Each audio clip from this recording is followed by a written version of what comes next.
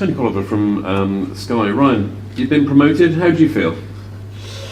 Well, I feel great. Obviously, it's been a long time coming. Really pleased.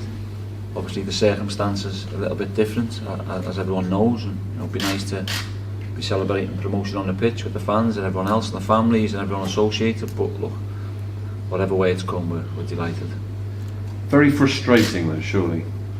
It was early on, yeah. It was frustrating in terms of when and when's it going to happen, what's going to happen.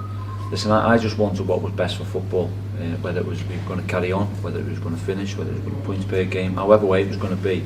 We just needed to make sure it was done for the right reasons, and I think certainly League 1 and League 2 there was probably no chance you could get the games going, especially behind closed doors, especially with all the testing. So listen, some people will be happy, some people won't, but I think it's the fairest way that can be possibly done. Listen, there's a tad frustration in us because we wanted to go and win the league, but look, we'll accept it and we'll look forward to the challenge in League 1.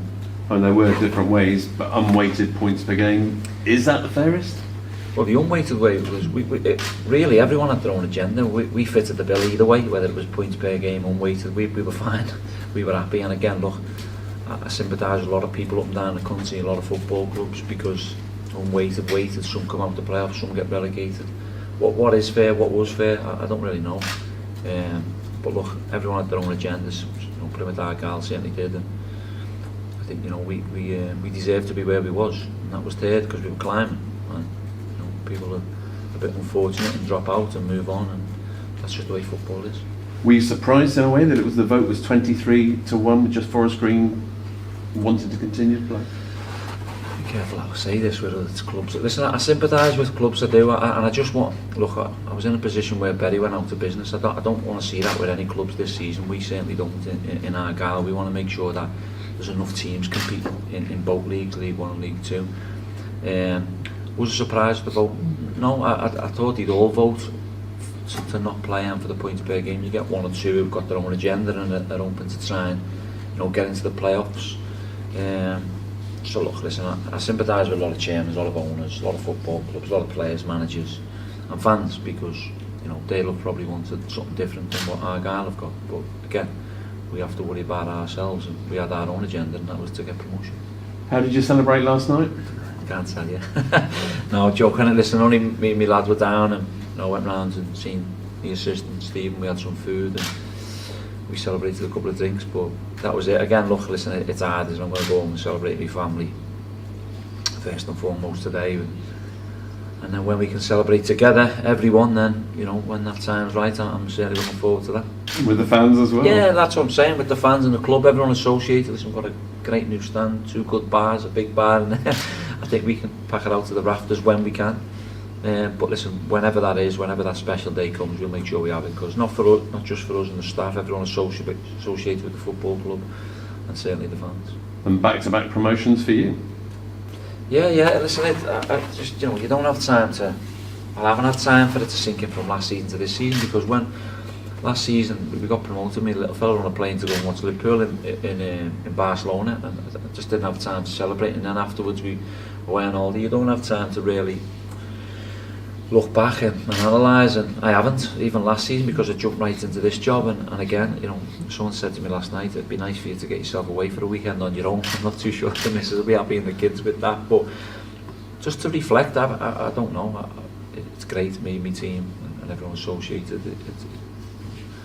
Back-to-back promotions, yeah, it's fantastic, but I think when I sit down and really have a look at it, I'll be chuffed. Listen, I am chuffed, but I mean, I can really dig deep into it and how we've done it and what we've done and how we go about it. We know we're good people, we know we're good coaches, we know we do the right things. So I think there'll be a time when I can reflect. Just now, it's still all sinking in. 2 out of 2 promotions. Can it be 3 next year?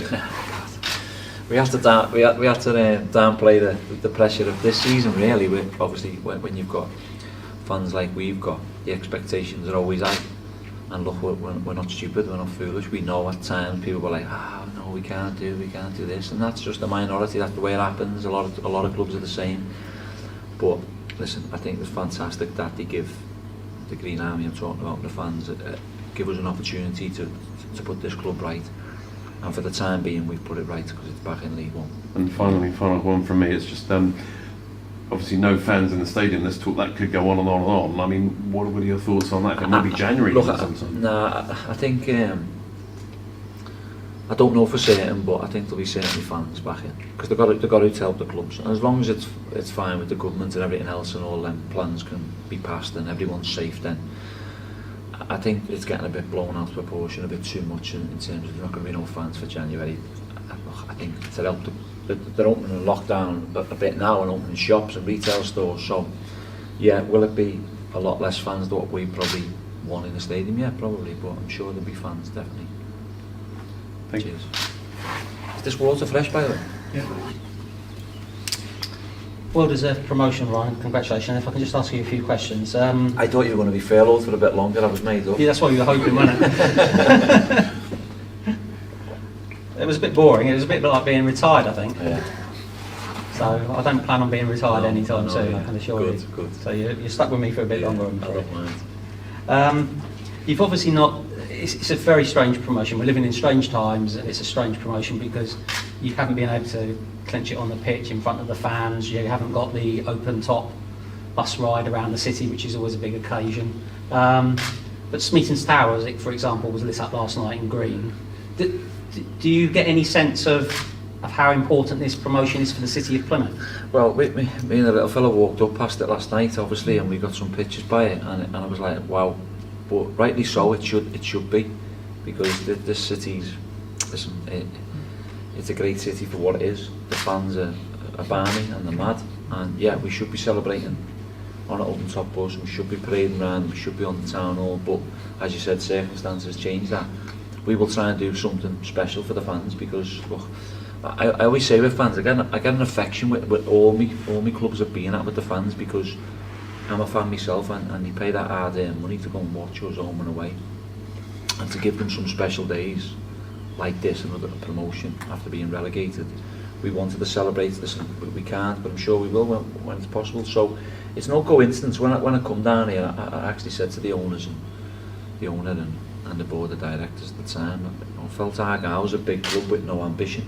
Now, I know it had ambition to try and get to I was in the Championship and nearly got to the Premiership at one stage under Ian Holloway, I think it was, and he moved on. And we come because we had ambition and we wanted the club to fulfil ambition together, and I think we've certainly done that. So for the fans, it's special moments. They've got to, relish it, be happy about it. But we have to take a step at a time. We can't get too carried away because we know we're going into a league that's a tough league, some big clubs in there. And again, with all the financial stuff going on with every single football club, we don't know where that's going to take, not just us but other clubs. So I think they need to celebrate it and try and celebrate it in the style of these fans. You've been here almost exactly 12 months since your appointment as manager. Does Plymouth feel like a second home for you now? Are you feeling as though you're used to being down here now? Yeah, you've got to, haven't you? When you're here doing your job, sometimes you don't get to see everything because you're too busy. We'll be in from 8, half 8, and then you sometimes don't leave till 3, 4 o'clock. Sometimes you get away early, your days off, you like to just recoup and chill out and take stock of what you're doing, but it was constant work. So yeah, listen, the city's been great to me, the people around here have been great. Yeah, of course, if I'm living here, it's got to be obviously me sort of second home. But look, listen, I'm not going to lie, I've enjoyed the time home as well with the family for the last so many weeks, but to come back down and to celebrate the promotion is good. Some people are going through some extremely difficult times at the moment, so we shouldn't underestimate that. But equally, football gives people a release, a bit of sense of normality, something positive, from their days in their lives. So how pleasing is it as a football club, you as the manager in the football club, that you have given a lot of people in Plymouth and around the southwest something to feel happy about today? Yeah, well listen, we know there's a lot of stuff going around, and mental health and people struggling because they're locked away and locked down, and I've made some calls to certain people over the course of it and to keep people happy. And listen, we were brought here to do a job, to bring the good times back to this football club, and we've done it. So listen, we thank them as much as they thank us because we're out there helping their support, especially with the fans we're talking about here. It wouldn't happen. So yeah, we've brought some good times back. We want to continue them good times, and we want to, as you said, we want people to feel good We want to make them feel good, and if we've made them feel good by getting them promoted back to League One, then that makes it even more pleasing. Now, I don't want to get ahead of ourselves because we've only just been promoted to League One, but Argyle were in the Championship, as you mentioned, between 2004 and 2010. How realistic a target is that for this football club now to get back to the Championship? Well, the football club deserves to be there, doesn't it? Because, as I said before, you know, it's always been a big club. And, you know, without being disrespectful to whoever else was here in the meantime, before me and directors and owners and whatever else, it was just plateaued, wasn't it? It stayed, it didn't move, and we are on the up. We've said that, but we can't get too carried away because we don't know certain things around the clubs yet, in the football leagues, whether the salary cap's going to come in, whether there's money to spend in terms of what you can spend, how you can spend it, whether there's fans in the stadium where there's a big revenue to us. So we just have to wait and see. We don't want to get too carried away with ourselves. We'll never set any objectives for me to say to you, yeah, we're going to do this, because I'm always there to be knocked down. I think you should know that for the 12 months you've got to know me, but we'll just take it in our stride. Yeah, we're passionate people, we want to win every game, and that won't change. We'll plan to try and win as many games as we possibly can and see where it takes us. But listen, we'll enjoy the moment of getting into League One. We'll see what League One's about. We've done a lot of work on it last season. Yeah, the teams, or like some teams will go down or going down, some teams will go up and more potential up. So we'll take stock of it once the league's settled, and we'll see what we can do in terms of winning against these teams and what squads they've got. We'll analyse all that, we'll analyse how they play. We'll do our own work to make sure that we give ourselves the best possible chance to win games of football in League One. How do you feel about managing under a salary cap? You know, a tight salary cap, that'd be something different for all managers, wouldn't it? Yeah, but I think, it will, but I don't really know, because we haven't done it yet, so I won't really know, but I think... Are you okay with that? You think that's a good idea? I don't know. I honestly don't know, because I haven't had to do it. When you're a manager, you get given a budget and you work to it, and it'll be no different for us. But salary caps, well, I think that's a question probably for the bigger, like the Sunderlands and stuff, and people who pay extreme money. I think that's. But listen, we'll sit down with the board of directors. We'll do it properly. Whatever we've got, we'll spend. We won't go crazy, because we can't and we don't want to. But yeah, I think salary caps, I think, to answer the question, I don't really know how it affects us really, because I don't know much about it, and I don't know whether it is going to come in, and I don't know what it'll be. So yeah, I'm not too sure. I don't know. Have you got any hunch about when you might start playing football again? Yeah, we planned. We're already planning for pre-season. But when will that be? Have you any idea at all? Yeah, I think the rumours around is September. People are going to be playing back games September, so we'll plan for probably late July, pre-season, and then we'll look to this. Is going to be a bit different in it, because the games, I think there'll be no fans, no pre-season. There will be pre-season games. We'll make sure we have that, but there's going to be loads of different things you have to do, and we'll look to we'll plan that. We're already planning games. Listen, we had a great pre-season plan for this season, which is now just gone. And there's a lot of wow, we could have done this, could have done that, but look, we have to, as you said, the circumstances. You know what I mean? People are still losing their lives in this current pandemic, and we've got to be respectful for that. But in terms of us getting back to business, will be probably late July. And then we're open, we can start playing football in September sometime. There's a couple of questions I'd like to ask you about the retainers, but perhaps that... Yeah, go on. Anyone, just fire in, whoever wants to speak, just speak. With the lockdown, is the beard is a new addition? Let's get permanent, or...? I always have a bit of a stubble, don't I? But I used to have like a bit of a shave on a Saturday or a Friday, just like a one, and then I'd let it grow all week, and then Friday or Saturday morning I'd whiz a bit off. But it's getting a bit grey. I don't know whether it's. I don't know. I might keep it. I'll see how it goes. If I get bored, I'll probably whiz it off. But I think I'd caught a bit of a suntan. I couldn't get it all off because they've been white round there. So. Ryan, when you were sat here a year ago, or around a year ago, was the main objective promotion? So does it feel like you've got a tick in the box by your main objective 100%, from last summer? It was funny on our group chat last night. we done this. I think Neil said it to one of you in the interview. We done our objectives in Spain. You were there, weren't you, Dan? And we written on a flip chart. And I might show you one day. I'll get it all thinking out. And it was what we wanted. And it was from the players. And we got the players to stand up and speak on what they wanted and how they wanted it. And it was good. And Neil put it on the group chat last night and went, remember this, lads? And it was good because, yeah, listen, our objectives were. I'm not sitting here and saying that it weren't, because we wouldn't have come. If you'd have said to me, or a club had come to me and said, yeah, look, we just, want to survive, and well, I wouldn't have been down Plymouth Argyle, I wouldn't have been the manager. Simon Allett and the board weren't like pushy. They weren't saying, we've got to do this, we've got to do that. No one ever said to me, you've got to get promoted. No one at all, because again, I don't think that's fair. But we set out what we wanted to do, and we set out for a good season. And then you have your aims and playoffs, and then you top 3, and then you try and keep going. But 100% the objective was to get back to League One. Do you feel pressure at any time? No. Because you said there was no expectancy from inside the club. You mentioned earlier that the fans expect a lot.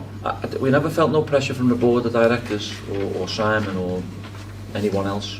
We felt a little bit of pressure from the fans at a stage where, I think we hadn't won a couple and it weren't quite knitting. We'd get to the top half and it'd fail, and we couldn't put the ball in the back of the net, which we'd spoke about loads in the media.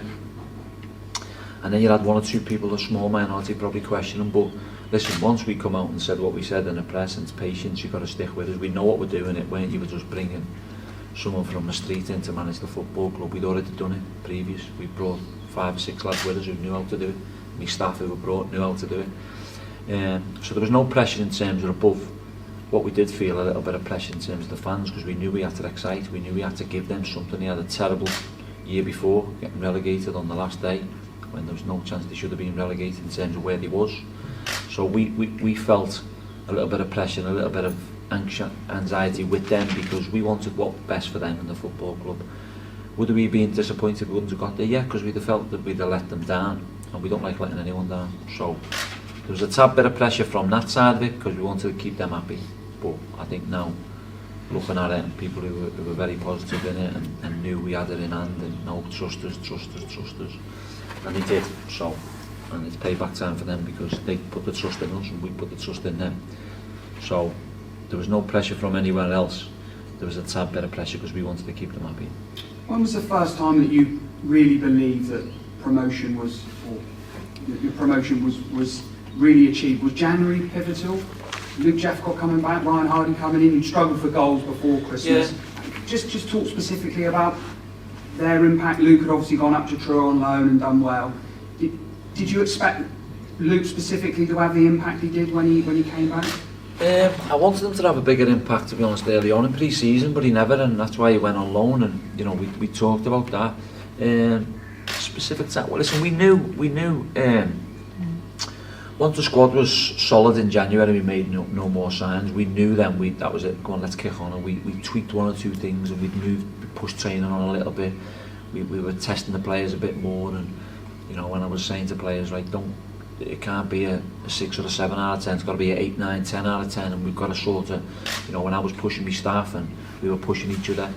Yeah, listen, the capture of probably Ryan Hardy, for the goals he scored for us, because we all knew we were wanting that goal scorer. Don was fortunate with a few injuries. We felt he could have got the goals. And then Jeps was yeah, let's bring him back. He's one of our own. We wanted to give him an opportunity early on that way into be come back and scored some vital goals. But look, they get the credits for it. But then you have George Cooper, who's influential. He's 13, 14 assists. Danny Mayer doing what he does, putting balls on a plate for people, and the back lads were tremendous. And so yeah, they get the credit because they were the goal scorers. But ultimately, the whole team stepped it up the notch from January, when we knew, right, this is the squad, no one's going nowhere, you're all staying here, this is what we've got, and they produced. So fair play. But in terms of when we knew we were going to do it, we seen signs early doors. We knew what we were in, knew what we had in the build, we knew what we could get out of them, and as I say, we just chopped it up a notch and he moved on. Chris was going to talk about your retaining list, which is vitally important. How important was it for you to bring your Shuey in the back of your team down? Was that something? I wouldn't have come without them, because listen, I'm a loyal person, and, you know, me and Shuey go back a long time, and, you know, we just, you know, I would never walk into a football club on my own, because, you know, it's not just about me, and I've said that many times, and, you know, my staff that I brought with me, and then David, who come on late on, and listen, and Nance, and Reece, and Abner, and people who've been here, Neil, the kit man, Sean, they're just as influential as I am, and they're part of my team. And listen, there's no I in team, it's not just about me, it's definitely a team thing with the players, us, the squad, all together. So yeah, they are influential in what we do, because we bounce things off each other. We have some rows along the way, but listen, we're winners, and we want to make sure that we do best for everyone involved. You've done that. You've deflected a lot of it away from you, and it's not. You don't come across as a selfish man. It's selfless. And the next question for me is going to be: that team will stay together, won't it? In League One, there's no signs that. My staff, all of it. I mean, you know, Shuey, you're oh, yeah. There you go, I go. Nah, joking. No, listen, we're a team. Yeah, there's no need for change. We don't need to change any of my backroom staff. Not at all. No, we got Abner come on full board. He was full time to work just before this all finished, so he was then in addition to the staff. But no, listen, the staff are with me 100%. You issued the retained list yesterday. How long do you give the players? Have you set them deadlines to agree to new contracts? Yeah, I think it's because 7. Of the Is it 7 days, Dan? I think I've given them 7 days. I think because I just want it. I want it. Listen, there's a couple, more than a couple that have committed already. But we want to make sure. You know, I don't want to be waiting around, because, you know, we felt that, you know, they honoured that. They deserved that contract. Do you know what I mean? Because they got promoted. So we wanted to make sure that, look, there's the contract offer. There's what it is. There's the terms and regulations and what's in it. Come on, just get it signed, and then we can move on. If they don't, there's no hard feelings. We'll say, okay, thanks for everything, but, you know, the least we could do was offer. So I think they've got 7 days. Yeah, I think we'll know more in the next week or so. What about Danny Mayo? There's an option. Yeah. Is that an option purely from your side, or does he have to agree to the terms? No, Danny will be with us next season. He's agreed the option. It was just something in the contract how we had to do it. But listen, an option's an option. It just gives you that. Yeah, it just gives both clubs the chance to go. Yeah. So Danny will be here next year. He's already committed, so that's fine. Anthony Sarkovic won the Player of the Year from the crowd. How much notice do you take of that? What player of the year? Yeah. Yeah, of course. Listen, everyone has the fans. The fans love him, don't they?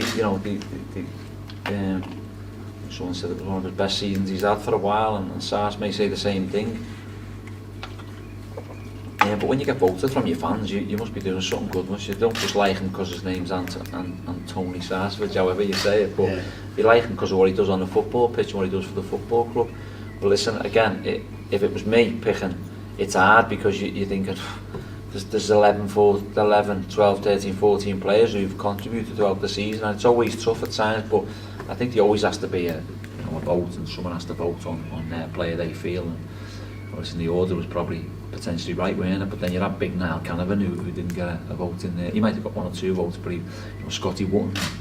So it's hard, isn't it? You think, can you just give it to them? Well, what about the rest? So, but look, listen, he's obviously deserved it because the fans have voted for him. Sorry, one final question. Of the loan players that you had in, would you like to bring them all back next season? Yeah, I'd love to.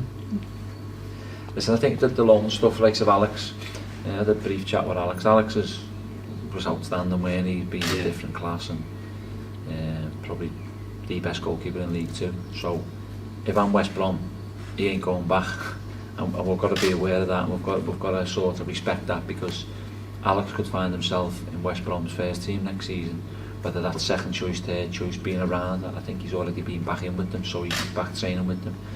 If he goes out on loan again, would he sort of bypass Plymouth Argyle? Probably, yeah. Could he go to the Championship? 100%. So we're cautious of that, and we don't want to sort of, listen, I think if the option arose and he wanted to come back and we wanted them, then yeah, we'd certainly look at it. But I think we've got a new Alex Palmer waiting in the wings in Michael Cooper, who will get the opportunity next season to be the best he can be. I think he's had a good grounding from Alex last season. He's stuck with him. He made Alex be the best he can be because he pushed him every day. So the kid will get a chance next season. And then it's over to him. Can he be another Alex Palmer in League One? 100%. George Cooper, we would like to potentially do something with George, but again, finances and everything else that comes with it. Ryan Hardy's the same, because I think that we've got to respect their club, that they'll go back probably pre-season and probably want to try and get in their teams. If they can't and managers change or whatever it may be, then he could be an option. Tyreek's the same. What I do know is every single lad loved it here. Them 4 players, even Josh Grant, to be fair to him when he was here and before he got injured, they all loved it. So if there's an opportunity to bring them back at some stage, then we'd certainly look at it. Josh, Ryan, there was talk when he re-signed in January of a permanent move in the summer. Is that still an option? Is that still on the table as such? Well, basically, he rejected the offer. So we obviously, at the time, it was a bit rushed, and what we tried to do was get him on a permanent, so we could free up a loan, and we were thinking of getting another loan in because we had 5. If either side, we could have had 1 more, and that's what we were looking at, and the club backed us to do that. Then he said, he wanted to wait until the summer, and then we'd obviously spoke to him towards the back end. But I think Josh has found, he's been released from Chelsea, and I think he's found another club. So we wish Josh all the best. We did offer him a contract to commit, but he opted to not sign and move to somewhere else. 7 days is not very long for players to accept contracts. Normally they have a lot of the summer. Are you confident that all of those players will give you an answer in those 7 days? They've got to, yeah. Well, listen, I'm not going to be stubborn about it. If 1 or 2 players need an extra few days, we're not going to say, deadline's 7 days and you're done, because we have to respect the circumstance and what they do. But they've had loads of time to think. Yeah. They've known that, the release and the retain list come out Monday, was it? No, yesterday. Got me days. But the lads who I was offering contracts to and who were released, that happened weeks ago. Yeah. So I'd already basically said, look, this is what we're intending to do, and then when I got the backing of the board to say, right, the contract can go out, we've done it. So they've had time, they've known. It was just obviously waiting on the contract offer, so that's why we'll give them 7 days. So really, I think it's normally a 28-day, but they've had 28 days, so I'm actually giving them an extra 7 days potentially to commit to the football club. How much has all the uncertainty about football affected the finance that you can offer to the players in their contracts? Has that made a big difference? Not really. It might make a bit difference a little bit along the way in terms of what you do and how you do it, because we've been fortunate enough, Simon, to put a lot of money into the football club without any revenue coming in, and we're quite lucky, and there's some teams that have done all kinds of furlough stuff and 80% or whatever. We've been quite good, the football club, through Simon, but we're not a big spending football club, so I don't think it'll really affect us. We look at, like everyone said to us earlier, oh, you've got a big massive budget in League 2. We didn't. We had a competitive budget. We didn't have a massive one. We got promoted on a budget that probably would be ranked in League 2 about 8th or 9th, believe it or not. And there's teams who had bigger budgets than us and finished way below. So I don't think it'll have a big impact on it. No, there might be a few things in it here and there that we have to respect, because we can't just expect certain players to keep paying money when there's no football. But the club have been great with the contracts at the moment, so we should be fine on that front. I don't know whether this has been accurate, but there's been a lot of speculation about Anthony Sarcevic and possibly going to Salford City. Is there anything that you could tell the fans about that speculation? It's speculation, isn't it? Sometimes I click on things and I go, I'm just going to say no, there's no interest, and that's from me. So I look at stuff and a lot of things on Twitter and they go, Plymouth Argyle interested in him. No, they're not. And my lad will go, Dad, Plymouth Argyle are being linked with XYZ. We're not. we have our tags, we keep them in-house. And look, he's out of contract, so there's a lot of players that'll be speculation about him. Salford City, why Salford City? There could be other clubs in for him. There could be other clubs that have offered him contracts. We don't know, but that's the name of the game. What I can say to the fans is, look, what Sars does and what he says and how he goes about his business. He's loved it here, he's loved the fans here. there you go, it's over to you. The contract offer's there. Come on, yes or no, and look, we respect either way, whatever decision he makes. It was like last season, everyone was crying over Ruben Ramirez and Graham Carey. No problem, they're good players, but they've moved on, and we've done it without them type of players. So we'll respect Sar's decision, whatever it is. Yeah, of course we want him to stay, that's why we offer him the contract, but it's actually over to him and his family, and let them decide, because he's got a young family.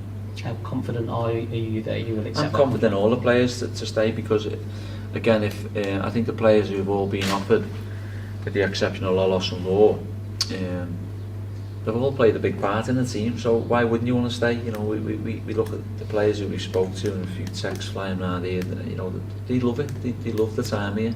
You don't have to look at Scotty and Niall, even Gaz to an extent, who hardly played the season before last, and you know, just revitalised their sort of career, if you like, put them back on the map to go and produce, play 40-50 games a season for the next 5-6 years. So they've loved it, and if they didn't love it, I wouldn't be confident, but I know every single person who we've coached this season and who's played a part and who's getting promoted have loved the time here. So. Last question, obviously the retained list includes players that have been released as well. There was 4 young pros, but 2 senior ones in Joel and Ryan. Would you like to say a few words about their contribution? Listen, the youngsters have had they had to go, so you know, with Purant and Peck, Fletcher, And Tafari. Tafari obviously went out. Your tape stopped there. Tafari obviously went out. Carry on, that's one. Tafari went out on loan because he weren't a part. The young Fletcher had been here a long time and hadn't really kicked on. Purenton was a good lad, good player, just didn't know where he fitted in. And Pecky, we felt we could have got something out of Pecky. I think he can still be. Tom can as well. All of them can go and do something special. It's just felt that we needed to, move on and bring a new fresh blood through in terms of the youngsters. So hence we brought Ruben, Ollie, and Jarvis, and then we're keeping Lawsy and Lollos because we feel Lawsy's had a great season through, so we're going to give him the best opportunity. We're going to coach him into what we want because he hasn't had that coaching in us. To be fair to him, so we're going to give him that, and he can be whatever he wants to be. If he wants to fulfil down that left hand side, then go and compete for it. Lollos, we see magic in him, and listen.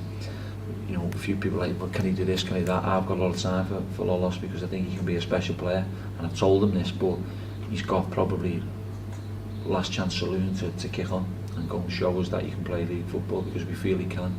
And then obviously with Ryan Taylor and Joel, Ryan was a bit different.